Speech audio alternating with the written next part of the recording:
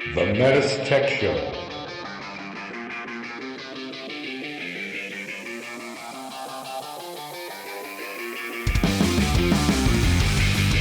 Welcome to the METUS Tech Show, a show for HVAC professionals by HVAC professionals.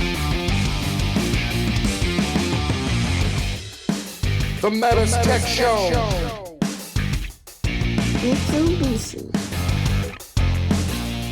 So, Don, I just prior conversations I had with you, we miss me being a food guy, and I got to ask, what I heard you like, you're one of your favorite things like to eat, and it's a craze going on with this mac and cheese. I heard that's something that you tend to pick out on the menu if you see it on the menu. Is that correct? Yeah. So travel a lot, as most everyone knows, and I've been seeing this big move lately with everybody having their own little spin on the menu, no matter what state or city I'm in, on macaroni and cheese. And growing up in the 70s as a kid, in the 80s, even when we first got married, macaroni and cheese out of the box, Kraft, to name drop, was when it was a big staple in our meals, right? So it brought back my childhood. But so wherever I go anywhere, if it's on a menu, whether it's an appetizer or whatever it is, I find myself having to try to sample that. It's amazing how many different varieties of macaroni and cheese in there. So I never say no to macaroni and cheese. So yes, I'm a big fan. So is there like a particular flavor you're looking for when you're experimenting different ones, or it's just a fan? Yeah, so a lot of them have that little bit of crust they do there, and they do like a broil at the top of them, like a breaded type thing. That's always neat. The other one that I've drawn fond to every once in a while is some people will have a pulled pork type of macaroni and cheese. And another place I stopped at, and I don't remember where they were all at, but had their spin was they had a little bit of heat to it, almost like a little bit of jalapeno in it, but not enough that was overbearing. So there's so many different neat spins on it, but those are a couple that come to mind. The pulled pork one, and it seems like everything's going pulled pork on pulled pork nachos and everything now, but macaroni and cheese in general, but a little bit of heat, this and that, but just good old macaroni and cheese, I just can't say no to it. It's one of those things I finish on my plate. I may not be able to complete everything else, but I love the mac and cheese. Yeah, I would have to agree with you. I love when they put the crunch on the top layer. There's something about that just adds to it. So going back to you saying with me growing up in the 80s, mac and cheese. So what my mom called it, parents, a noodles and dirt, where they add in ground beef into the mac and cheese. Okay. Growing up, I think we called noodles and dirt. And then the other one, randomly adding chopped up hot dogs in my mac and cheese. We did that too. We had that recipe too at my house, by the way. Yeah, I like the buffalo mac and cheese, and lobster mac and cheese is a big one in the New England area, as you might imagine. So I got a quick story. So I've seen it. Yeah, you've talked about the Kraft mac and cheese, right? My kid, when he was little, loved that, right? And we went to this fancy Italian restaurant, and he wanted the mac and cheese, and it was gourmet mac and cheese. It was delicious. He hated it. He let 99-cent box of Kraft mac and cheese. That's what he liked. That's what he wanted. He did not want any of this gourmet stuff. He was done with it. I like your kid, because I'm still the same way, kind of, sort of. There are some that are a little too fancy for me. And in fact, to prove my point is, I just had a box of Kraft macaroni and cheese 2 weeks ago, because I've been ordering the food lately from our delivery from Walmart. I seen Kraft macaroni and cheese. Like, man, that's a blast from the past. And my wife looked at me like, "Are you?" I go, "No, I really like macaroni and cheese." And she made some the other day. And I'll tell you what, I couldn't get enough of it. I don't know why. It's just some people. It's just one of those things that it never gets old. Yeah, so that Kraft macaroni and cheese, I agree with you. If it's too fancy, I'm sorry, it's just kind of, leave it the way it was. It wasn't broken, but you pour the box and then you make the pasta. You got the powdered cheese, a little bit of butter, a little bit of milk, and I'd rather have that sometimes than the real fancy stuff. Absolutely. Anyway. It gets too rich and fancy. Yeah. Anyway, thank you, everyone. Welcome to the METUS Tech Show. My name is Paul Shavs. Joining me remotely is Scott Tallman. Scott, say hi. How you doing, guys? Right. And we have a very special guest today. I'm going to introduce Don Gillis. He's the educational service trainer at the Chemours Company. He's got over 30 years in the HVAC industry. He's been a service technician, a service manager, a territory sales manager, a national senior technical trainer. He began national training for Copeland compressors. He's actually trained thousands of HVAC professionals across North America. And in 2024, he was voted in the top 25 most influential educators in the U.S. He holds a journeyman license in HVACR. He sits on several committees, including the Skills USA National HVACR.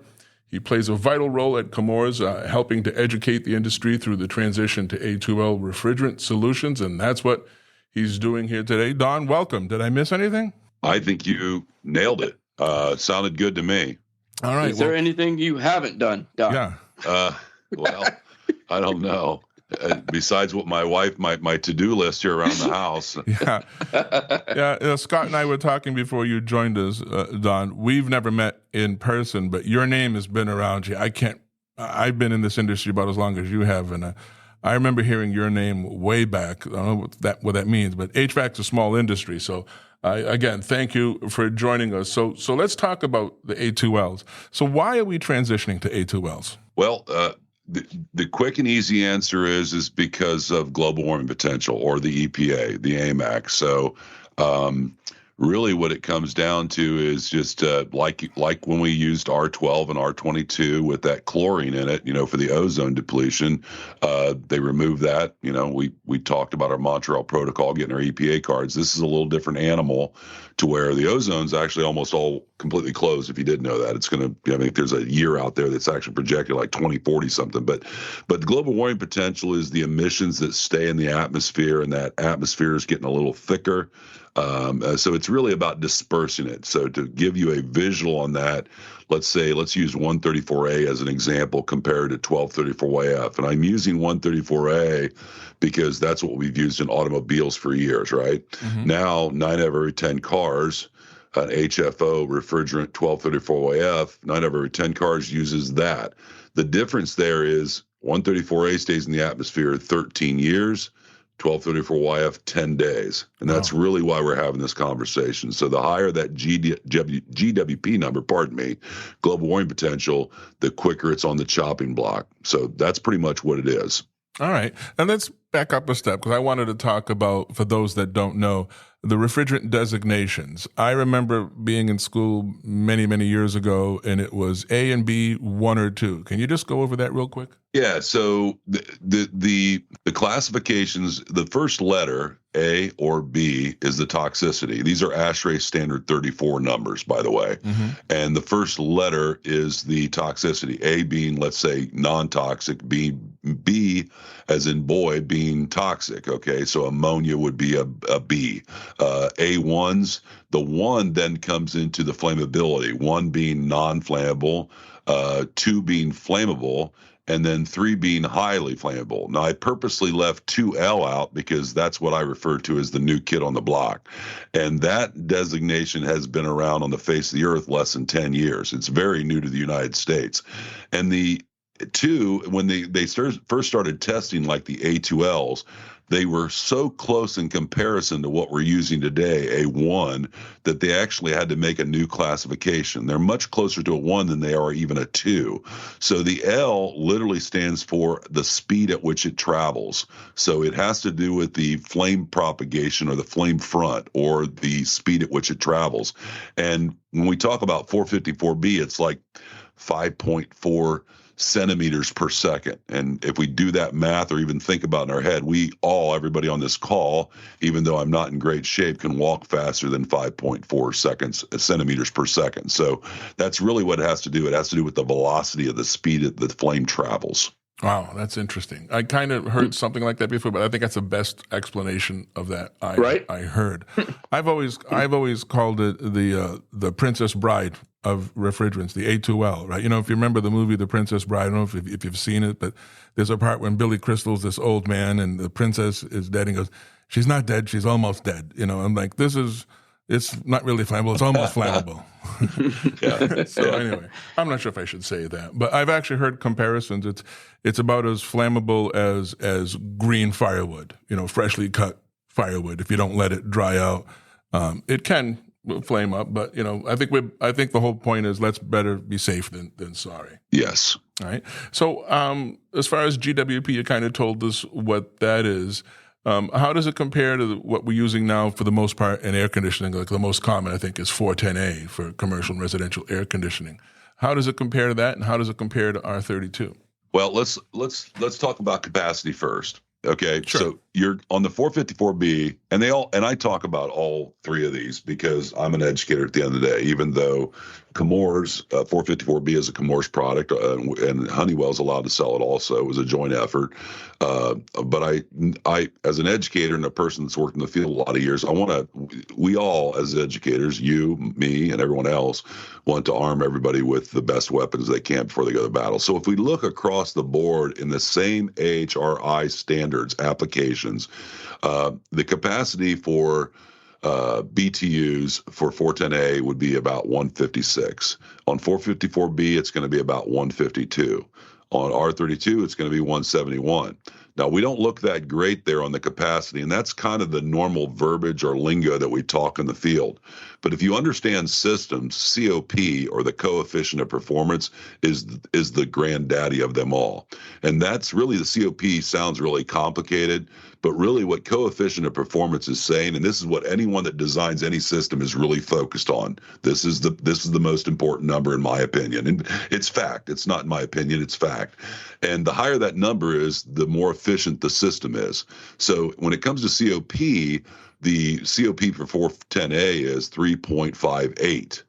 When we look at 454B, it's 3.68. When we look at R32, it's 3.65. So that's where 454B really shines. It's 2% higher COP than the other two, okay, or 410A, I should say, not R32, but it's higher than R32. And COP, simply put, if you take all the complication out of it, the formulas, the chemical engineers, the scientists, and that stuff, what COP means simply is how much capacity the evaporator's putting out compared to how much energy the compressor's using, or how fast the meter's running.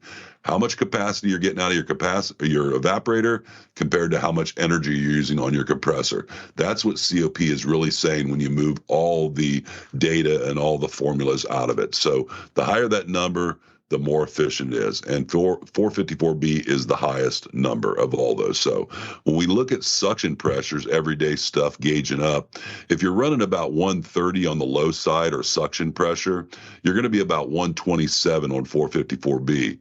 On R32, you're going to run about 133. Now remember, R32 runs a little hotter, if you will. So we have a pressure temperature relationship there. The hotter it is, the higher the pressure, obviously. On discharge side, if we're running at 429, let's say on 410A, you're going to be about 395 on the 454B. And again, R32 is going to run a little higher because it runs a little warmer. It's about 430, okay? On our discharge line temperature, 6 inches out from the compressor, if you're 160 degrees Fahrenheit on 410A, you're going to be about 177 on 454B and 195 on the R32. Keep in mind that half of 410A is R32, the other half is R125. A lot of people are confused that there's propane or something being put in there flammable. Really what's happening is they're removing the harsher chemical, and that's R125 of 410A. Half of it's R125, and you find R125 in fire extinguishers, okay? That's what makes it non-flammable. And what it does in fire extinguishers is that chemical, when exposed to air, it removes the oxygen. So it's removing the oxygen from the 410A if something should leak out, become flammable, and therefore it's classified as a 1. But it's like 1,400 of the GWP in 410A. So we're going from 2,088 GWP 410A down to 466 with 454B. So that's really the beauty of the whole thing. So that's how they line up pretty much. And then you could really get down in the weeds with more information, but I'll stop there. No, that was very good information. Probably the best explanation I've ever heard. So this is all about the global warming potential. That's why we're doing it, is just for to protect our environment and global warming and everything else. But there's something that you said, and I find a lot of people just get this wrong and they're afraid. There is no propane in A2L. Am I correct in that statement? You are 100% correct. In fact, that is probably the biggest misconception. I think last year alone, and I'm nothing special, but just me alone, not our team, but myself, I taught in person over 6,400 people. I would be willing to bet that if not 40, possibly 50% of the people that come to my training or our training, for me personally, commonly say throughout the day, either at break or after the class, thank you for sharing that. I thought propane or butane was in the refrigerant, and I think it's because it's going to this new classification, mildly flammable. But as I said earlier, not to beat a dead horse here, we're not adding anything flammable. We're just removing what made it non-flammable. Correct. So Don, so a lot of people out there, it's because we're calling that number 2. That's what's causing the scare, because obviously flammable. So they automatically assume that's propane in the refrigerant. I'm assuming that's where the scare is coming from.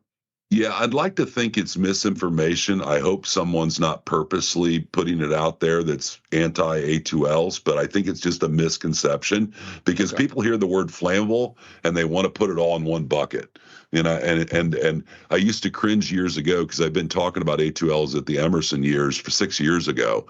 And I always cringed when someone would do a webinar and say, we're going to talk about flammable or low GWP refrigerants today, and we're going to talk about flammable. And they would put flammable all in one bucket. And it's literally night and day. It's not even a close comparison of like R290 compared to A2Ls. And I'm not trying to beat R290 up, but it's completely night and day. It's apples and oranges when you look at the flammability. It's not even close. Right. And you just said it. They actually have, instead of putting things in the same bucket, they actually got a whole different bucket for this because it didn't fit in the either bucket.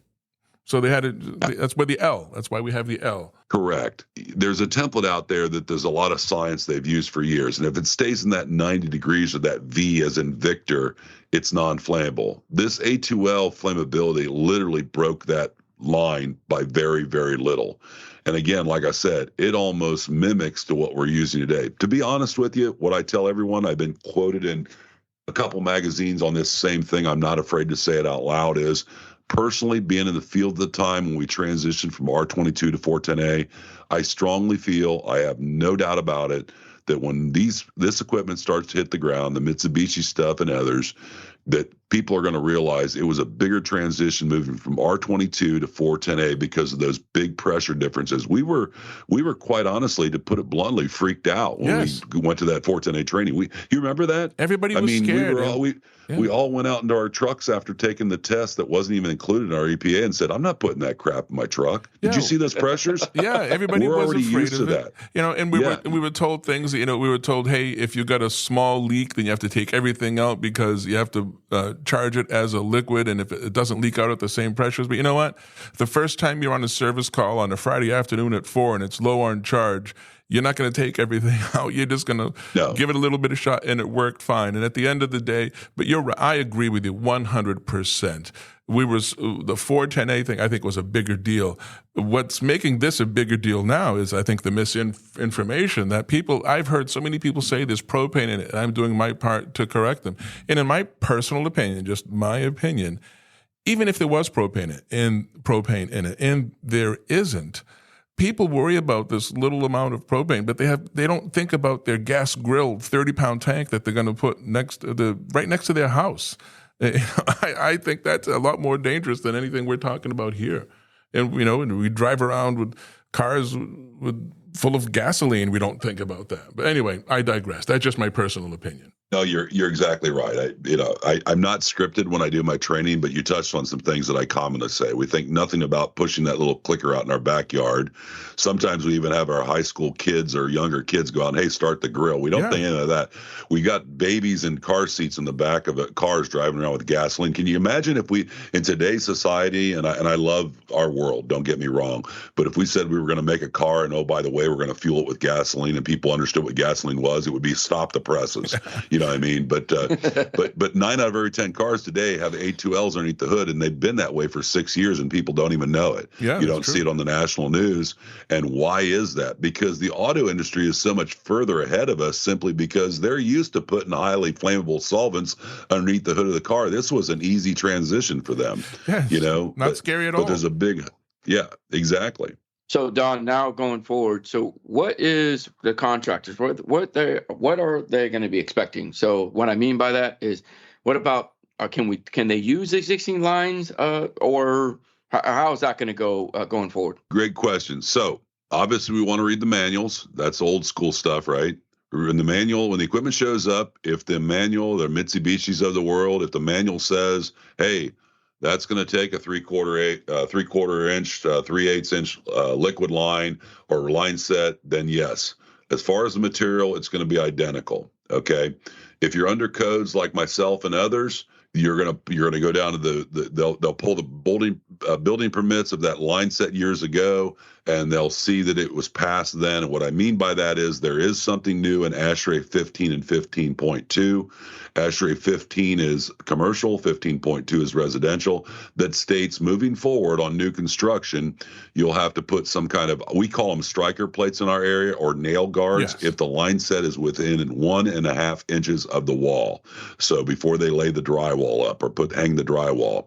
If you don't have anything under building codes or no documentation, you're going to be asked to pressurize that line like we always do with nitrogen, obviously, so it holds, it's leak free, and then document that. But it has to hold for 1 hour or 60 minutes, and then you'll document that. But as far as the line sets go, it's the same as it was before. And people often ask, so is it going to be different cleaning this? No. If you were using RX11 or some kind of cleaning thing like that, you're still going to be able to do that. If you use nitrogen, which a lot of compressor manufacturers want you to do, you're still going to be able to do that. So it's really business as usual as far as line sets, as long as the sizing is the same, because I want to make that very clear, because I don't want people to think, he said you could just use that line set. It has to be the size that the manufacturer obviously is requesting you to have. So as long as the pipe diameter is what's required to have, you're okay. And just to back up a little bit, the A2Ls, are they using the same oil as 410A? Are they using POE? Great question. So in the case of 410A and 454B, yes, that will still be a POE 32. But as I said earlier, R32 runs a little warmer. The two biggest reasons for R125 and 410A was two biggest reasons is to keep the discharge line cool, because R32 by itself runs about 195 on the discharge line, as I said earlier. And we never want to be over that 225 degree mark, because that's when you start losing your lubricity. Mm-hmm. So with that said, POE oil for R32 compressors will be a POE 46, which just simply means the higher the number, the higher viscosity, the thicker the oil is. Like a car, 10W, 10W5, 10W or 5W or whatever. Yeah. The higher viscosity, the more lubricity. 10W30, 10W40, and so on. Yeah. Well, it's good. That's good. That's good to know. I did not know that. Actually, just learned. Yeah, I did not know that either. All right. All right. So now talking about the existing lines. Now in the 410A world where we live in, we have what we call best practices. Now when we do the shift to A2L, now what our best practices are going to be now required? Yeah. So some of the things that's always been, really, honestly, you kind of said it, really, you touched on already. Really, as I tell a lot of people when they show up for class, if you came here for a big wow factor, you're probably going to be disappointed, whether it's flammability or anything else. If you've already using good practices, you're in good hands. You've got a head start, because what's going to happen now is what's always been good practice now is going to be required. And what I mean by that is it's always been good practice when you open up a line, you were supposed to always be putting nitrogen, hooking that up and blowing any residual refrigerant out of the lines prior to starting your work. Okay, that's always been good practice. Most of us don't do it, but that's always been good practice. That will now be required. And just so we know here, I don't know, before you ask, who's going to police that. It's kind of like we used to say, who's going to arrest me for venting refrigerant, the EPA police. But just so you know, some of the things you're going to see is purging circuits with inert gas after cutting the line open. So, because think about this, when we get a torch close to an open line and you see that little lazy flame or that little flicker sometimes that comes out of the line set, a lot of us think that's the oil, but that's residual refrigerant. Again, 410A, they say non-flammable, but and with enough heat added to it, it will combust like all refrigerants, okay? The other one you're going to see is required, which I don't know anyone that doesn't do this, but I guess they're out there. It's always been best practice to evacuate a circuit or use a vacuum pump. Now it's going to be required. Again, I think it's common sense, but that's going to be required. And that stuff, especially the evacuation and the pressure test, these new pieces of equipment are going to look like NASCARs inside the door compared to what they were before. This stuff is all going to be documented at the job site. Pressure test, vacuum, how much you pulled down to, how long you held the pressure on your pressure test, what poundage was. The other one that's a big one that jumps out at me is leak pressure test, as I talked about. That's always been best practices. I've never not done it, and now it's going to be required. So you're going to see a lot of that moving forward, and you're going to see a lot more documentation. Things that we used to write down maybe on our invoices are now going to stay at the job site, so the person following behind you knows, including poundage, how much refrigerant you're adding to that. That's going to be required to be added onto there, because now we're dealing with a different animal, even however close it is compared to what we're using now. Again, oh, good. It's all about liability, basically, at the end of the day. Yeah, but those are all, they're called best practices for a reason. I haven't been in the field for a couple of years, several years, but those are all things that I used to do anyway. So I'm very happy that they're going to be required now, and I'm hoping it catches on and everybody does it.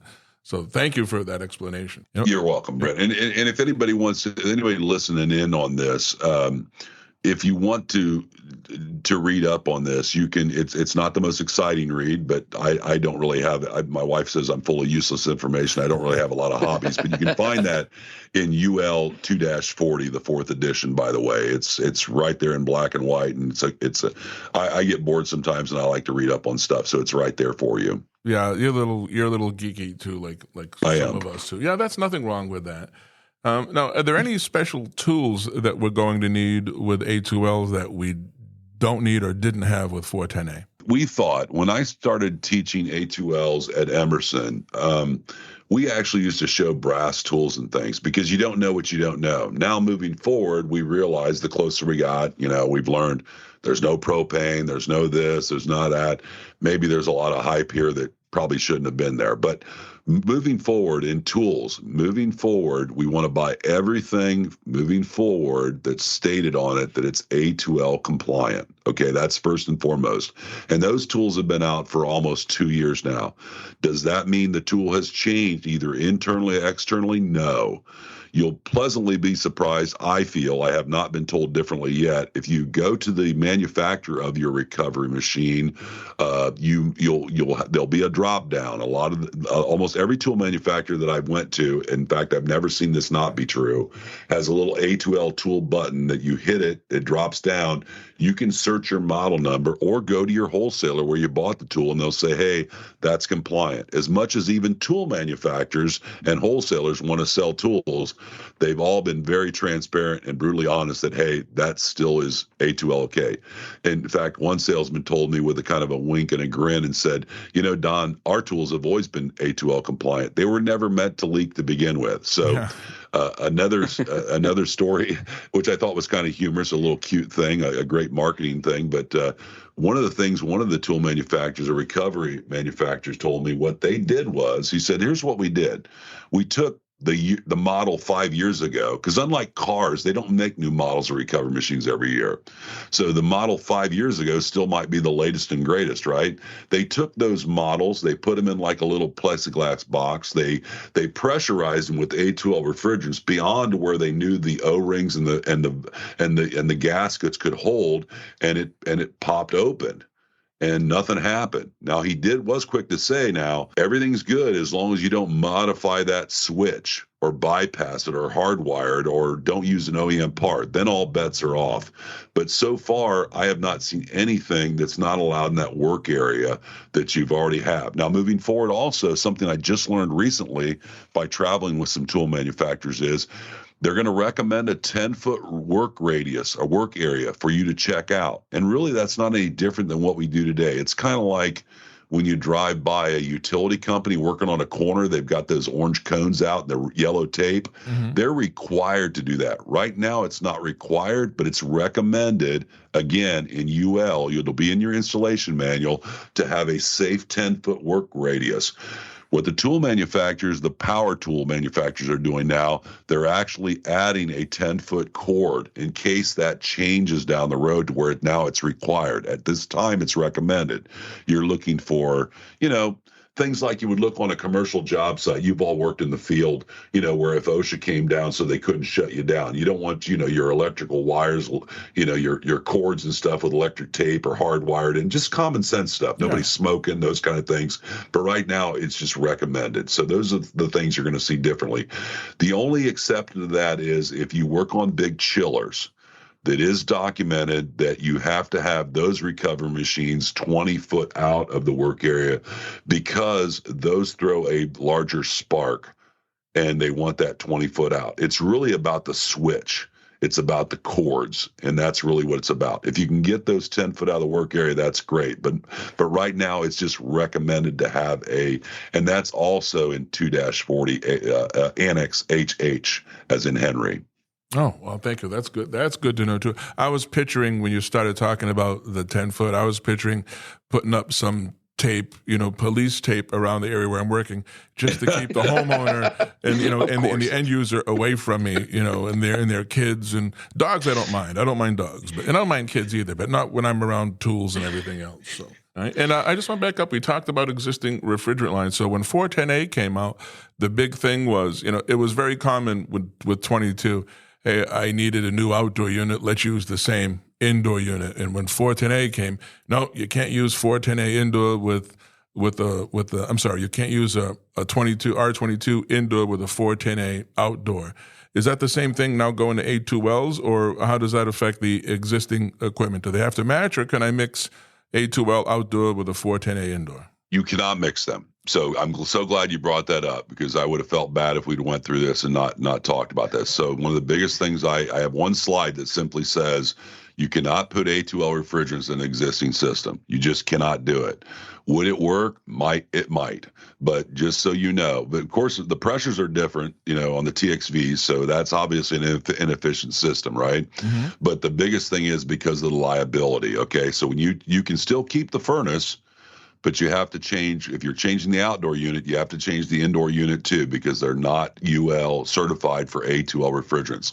In the new equipment, you're going to have a sensor that's going to read 20% LFL inside that coil. That has to be there, and that's going to run down to your motherboard, if you will, and set everything off in mitigation as far as that goes. Okay, and if you don't understand LFL is lower flame limit. So in order for something to be flammable, it has to be between the LFL and the UFL, the lower and upper flame limit. If it's not inside that, whatever those numbers are, there's not enough air, there's not enough concentration, it will not ignite. Okay, so the sensor is going to go off. The sweet spot seems to be, with all the OEMs that I've worked for, about 20%. It's required by UL to be 25%, or no greater than 25%. So it's not even close to being flammable. It's 20%, and that sensor is self-diagnosing itself every hour on the hour without the homeowner or the building owner or even the technician knowing that it's doing it.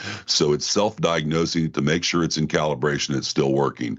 When that goes off, that goes off. I'm kind of going down a rabbit hole here now, but on the A2L equipment, when that goes off, what you're going to see is, if it senses 20% or greater, it's going to go off. It's going to send a message down from that Molex plug down to the dissipation board. That's going to activate G. In our world, that's the fan. Mm-hmm. So it's going to even lessen the concentration by blowing it through the ductwork, And then if the heat strips are on, it's going to shut that off. If it's a fossil fuel furnace, gas, it's going to shut those burners off, and the system's going to shut down. Now, I'm just using some example numbers. These aren't sketched in stone because every OEM is going to be different. Let's say it runs for 5 minutes. It goes back into normal operation. If it does it 3 times, let's say it's a 3 strikes you're out, kind of a hard lockout with limit switches, pressure switches. So it's nothing really different we're used to already. It's a safety switch. To me, it's nothing more than a leak detector, really. If you were having trouble in coils before or weren't having troubles with them, you're not going to have troubles now. It's just another step that the UL required to have in the indoor piece by the coils. All right. So your upper and lower flammability limits, you brought back some flashbacks. I used to teach at a for-profit, trade school, post-secondary, and I remember talking about that. And then, if I remember correctly, and you may not know off the top of your head, but just one number that always stuck with me: acetylene has to be, I think, between 4 and 14%. If you're less than 4, it's not going to ignite. If you're over 14, it's not going to ignite. And I may be wrong on those numbers, but because it's been a decade or so since I taught those things. But yeah, I geek out when it comes to things like that. So anyway, I digress. Thanks for that explanation. You bet. So the last now, I mean, for the technicians out in the field, what do they need to know? I mean, any feedback you can give them? I know we touched on a lot of information, but is there something that we need to give them for the A2L transition? Well, at this time, and I say this time because it's still, the jury's still out, but I strongly feel you're not going to see testing for A2Ls on an EPA card. I think you're going to be grandfathered in. I think it's going to be like 410A. I could be wrong. I feel that until they get testing for R290 propane, that the A2Ls won't be tested. So that's just I'm not speaking for Chemours there, even though I work for Chemours. That's just the journeyman Don Gillis speaking. That's just my feeling on it. I think I'm right. So with that said, at this time, you'll be grandfathered in. Follow that up by, if you haven't had A2L training, like a podcast like this, a webinar, on demand, in-person training, go get training, whether it's through Chemours, Mitsubishi, whoever. There's plenty of it out there. Get it from a good resource, because unfortunately, I'm still seeing a lot of misinformation out there. Stay educated on this. You can go to almost any tool manufacturer. They've got their training there. Any big OEM has training out there. Mitsubishi, I'm sure, does too. And I'll let you touch on that. But get training. The more you know, the better, the more comfortable you're going to be. Okay. I find that it's the people that go to training are typically the ones that don't need the training the most. Okay. So get educated from a good resource on that. Don't fear this. I find that when people that's really a big part of my first hour of my training physically, is always removing for lack of better definition, the fear mongering. I find that when people are scared of things, they tend to get in trouble more so. If you're scared of flying, climbing up that 40-foot ladder and your legs shaking, you're probably going to get hurt. So ease the pain by getting educated on it, because the more you know, the lower your anxiety will be. I'm seeing it every day. I really am. I see people come that are 60 years old, my age, down to 20-some-year-old, and it's like they walk away like, hey, man, you made me feel a lot better about this. And that's really what us educators are trying to do. So get your education, stay in the know there. There's nothing to fear here. As far as your trucks, the material of trades, there's nothing changing your truck. You're not going to need new placards. You're not going to need ventilation. Oh, by the way, the tanks are going to be able to lay on their side. That's a topic for another day, but that's a big scuttlebutt out there too, that they're going to have to be upright. That's just not true. So you're going to be able to lay them on their sides. There is a special permit number. Chemours has that. That doesn't mean that our refrigerant's any better than anybody else, but we've already done the homework and all the legwork to get those passed. And all someone has to do, whether it's an OEM, equipment manufacturer, or another refrigerant manufacturer, request that permit number that we've already done the work for, and you just got to put it on your tanks, but you're allowed to lay those on the side. So just get educated. Again, like I said, my 39-year-old is a licensed contractor. I have family and friends that I still used to work around. They're still running service. I really care about this industry. The best thing I can say is just be prepared and read the manual. Read the manual. RTFM. Read the fantastic manual. Fantastic manual. Yep. Thank you. Yeah. So, but Don, real quick, going back to the tanks. Now, are they going to be? I've heard this is. Are they going to be left-handed threads? Correct. So the tool manufacturers kind of they didn't want to change the left-hand threads. And think about that. A lot of tools out there, still going to be a lot of right-handed thread, 410A equipment and such out there. So that's really complex in a factory to retool and change dies back and forth from left-handed to right-handed. So they didn't really want to change. OEMs, equipment manufacturers like Mitsubishi and others, did not want to change. That's the same concept, back and forth to the factory, because they're still making repair parts, right? So the least path of resistance, the least costly, was to make an adapter. So the tank manufacturers decided to go with left-hand threads. You will need an adapter to go on that. I see a lot of tool manufacturers making these little neat hoses already for left-handed threads, just smaller adapters. But you put it on the tank. Quite honestly, when it's on the tank, I wouldn't take it off of there. I would just keep it on there. But it converts it back to right-hand threads. So and the other thing is, you're going to have a red stripe around the tank. So if you have a red stripe around the tank, a red band, if you will, around about the midsection of the tank, tank, that indicates it's an A2L refrigerant. You'll have left-hand threads. And I didn't really like this idea at first because I thought, it's a money grab, and I'm still a technician. That's where my heart is, right? I always kind of look out for the techs. A lot of these folks don't make a lot of money. They'd get a payroll deduction. It costs them a little bit of time to get that paid off for. But after I thought about it, you and I both know in our areas, but the fact that I travel 40 weeks a year, I see it everywhere. Our industry is really hurting for labor. Yes. And unfortunately, like it or not, people are being put in positions they're not ready for. People are being moved from preventive maintenance to service just because it's 90 degrees out to the day, okay? So my thought process is whether it's Julie or Jim, whoever, and they go out to Mrs. Jones' house to service their Mitsubishi unit, and they go to put their hoses on an A2L tank and it doesn't go on, my hope is they're going to call Bryn or the service manager or someone and say, hey, I don't want to sound like an idiot, but this hose isn't going on the tank, but I don't want to get fired. Does the tank have a red stripe? Yes, it does. Stop what you're doing. So that's one thing that really touches my heart. The adapter was the least path of resistance. And oh, by the way, we've been using this in the auto industry for quite some time. So it's not that huge of a challenge. The last but not least, there'll be a different safety feature. Again, it was not required. Everyone's just going the extra mile to ease the pain, to bring the anxiety down. But years ago, all of our tanks always have had rupture disc on it.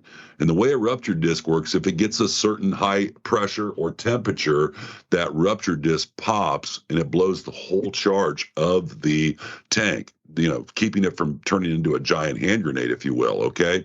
On the new tanks, A2Ls, even though they're very similar to the flammability, what we're using today, they're going to use a spring-loaded relief type valve, safety valve. And the way relief valve works, as we all know, is they open up and relieve just enough pressure off there, they burp, if you will, and then it shuts itself off. So that was not required. I want to emphasize that. And they were always used on very large tank cylinders, used in like grocery stores and what have you. So it's nothing new. On a rupture disc, existing tanks, it's always been good practice to puncture a hole in that rupture disc after the tank's empty or remove it completely. Moving forward, these relief valves are steel, solid steel. They're about the size of a nickel. You won't be able to punch a hole in that. So good practice moving forward is going to be puncturing a hole in the side of the tank, circling that with a black magic marker, and then writing empty on the side of it. So that's the biggest changes in the tanks. Good. I didn't know that. That's good to know too. Okay. So, Don, right. One last question, Don, and I think unless you've been living under a rock, I think we all know the answer to this question, but I want it to be asked anyway. When does all this take effect? When do we have to have A2L equipment? So we all know the EPA had set the final rule as January 1st of 2025, you would no longer be able to sell 410A equipment. We'll stay in that world of 410A, okay, comfort cooling. So there was no sell-through date. Well, as we all know now, there was a lot of pushback from the industry because you don't know what you don't know, right? So they've extended that to a sell-through date of January 1st of 2026. But 410A equipment will not be able to be manufactured the last day of this year.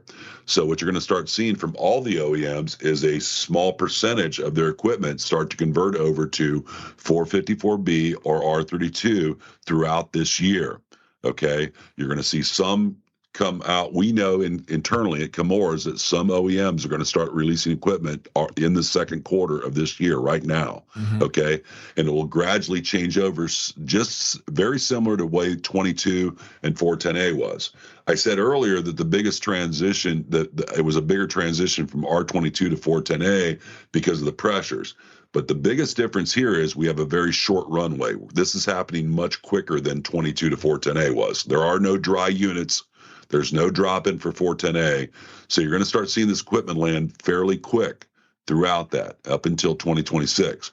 When it comes to rooftop units, larger equipment, anything you can add power to, self-contained units, and it starts up, that gets a 2028 sell-through date. So if you can run electricity to it or plug it in like a P-Tech unit, you've got until 2028 as a sell-through date. But that equipment also gets stopped manufacturing the 1st of January 2025. You can no longer make anything with a GWP above 700. 700 is the cap that the EPA has put on us for comfort cooling.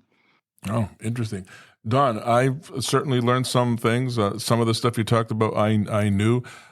I am going to find out when you're teaching classes, and I would love to attend one of your classes. Just based, and I've heard you obviously on this podcast, but I've heard you on many others as well. And there's a reason you won that award this year. It shows through.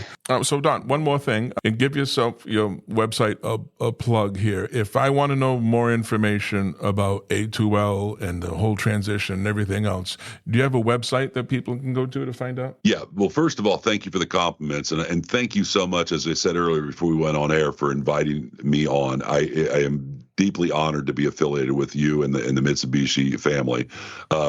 So thank you for that. And so Opteon is the new word for Freon. Okay. Chemours is what used to be DuPont, and we own the trade name Freon. A little plug for us there. So when you see our whether you buy our refrigerant or you buy someone else's, our refrigerant is going to have Opteon on it instead of Freon now. When you see the box Opteon, that is just means it's the refrigerant with lower GWP. With that said, our website is opteon.com. That's OPTEON as in Nancy.com. Opteon.com. You can go there.